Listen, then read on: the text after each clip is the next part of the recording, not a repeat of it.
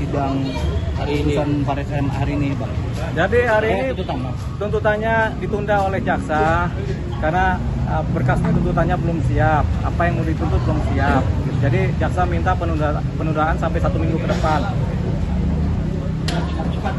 Alasannya, Bang, boleh dijelaskan? Alasannya karena pertama petunjuk dari pimpinan belum turun, masih dirapatkan.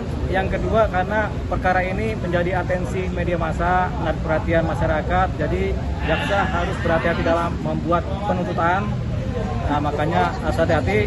Harapannya adalah penuntutan sesuai dengan prosedur penuntutan yang berlaku ya, yang sah gitu, yang tidak salah gitu. Belum ada tanggapan mengenai kelanjutannya, Bang? Seperti apa nanti? Belum dong, kan penuntutan belum kita tahu kan. Jadi kita masih menunggu, makanya kita tunggu sidang berikutnya di minggu depan. Mungkin ada rasa kecewa dari Faris RM, Bang, dengan... Oh enggak, beliau enggak. Dia selalu bersyukur terhadap semua keadaan sekarang.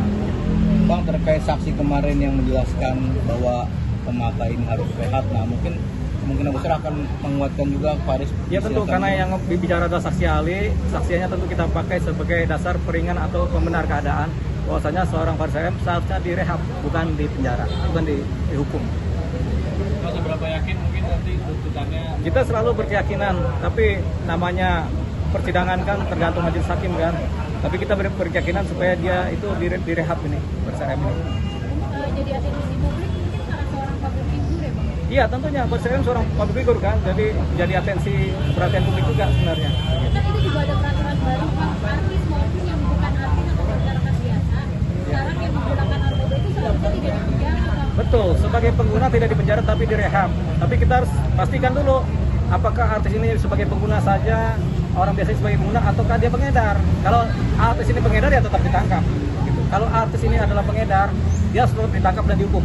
Bang, artinya Bang Deo nggak setuju ya kalau sampai klien Abang ini dimasukkan ke dalam penjara gitu? Oh iya dong, karena dia kan pengguna. Fakta-fakta di persidangan menyatakan dia adalah pengguna sehingga harus direhabilitasi sesuai dengan pakem yang sedang berlaku sekarang ini.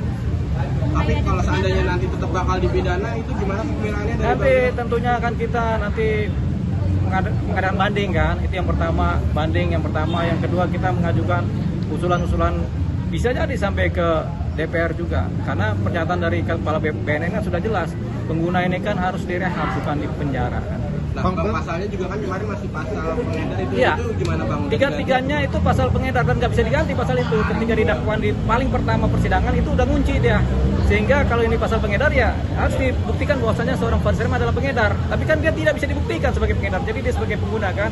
Makanya kalau pasal pengedarnya tetap dipakai sebagai dakwaan, berpotensi Faris RM lepas dari tuntutan begitu. Karena dia bukan pengedar, tapi dia adalah pengguna. Ya gimana? Menurut DPR kan udah ada statement seperti itu ya, Bang. Iya. Artis maupun orang biasa tidak bisa dipenjara kalau dia sebagai pengguna, tapi harus direhab. Abang setuju atau pendapat Abang gimana? Kalau kita setuju, semua pengguna narkotika harusnya direhab supaya sembuh. Semua pengedar harusnya dipenjara, dihukum. Itu dia pasti.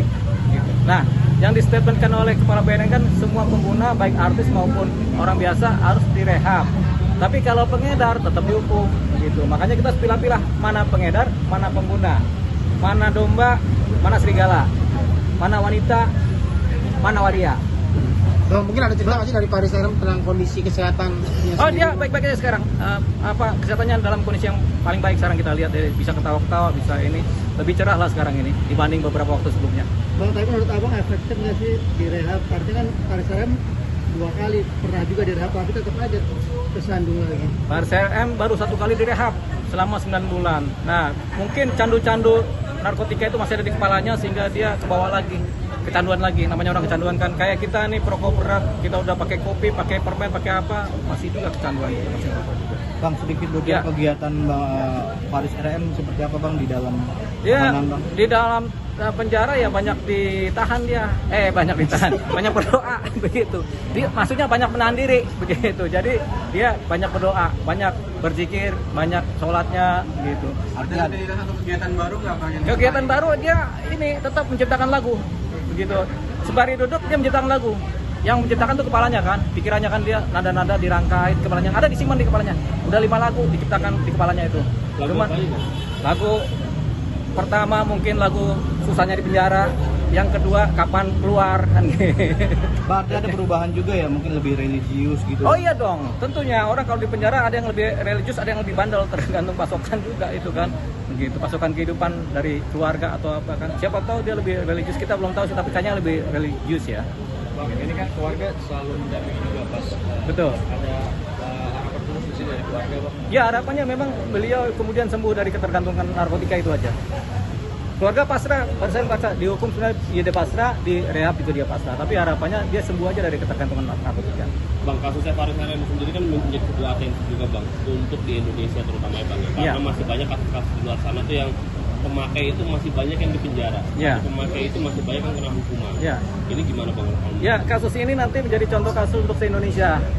Karena ini kasus yang kemudian begitu atensi ya, begitu dikenal masyarakat, diketahui masyarakat lewat media massa. Jadi harapannya kasus ini menjadi contoh nanti ke depannya terhadap penanganan perkara narkotika di Indonesia. Apakah pengguna, apakah pengedar? Pengedar dihukum, pengguna direhab, gitu aja. Berarti tanggal minggu depan Bang ya? Minggu depan. Tanggal berapa, Bang? Tanggal 28 Juli tahun 2025. Oke. Oke, siap. Thank you, Bang.